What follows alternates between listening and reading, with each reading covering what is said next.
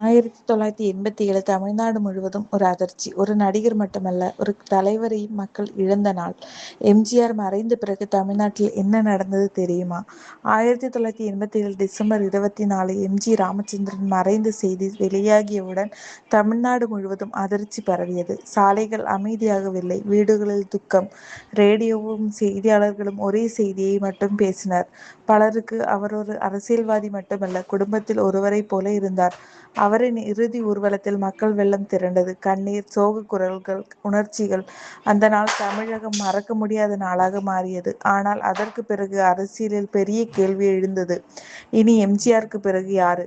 அவரது கட்சிக்குள் கருத்து வேறுபாடுகள் தோன்றின. அரசியல் சூழல் குழப்பமாக மாறியது. மக்கள் இன்றும் துக்கத்தில் இருந்தாலும் தமிழ்நாட்டின் அரசியல் புதிய பாதைக்கு நகர ஆரம்பித்தது.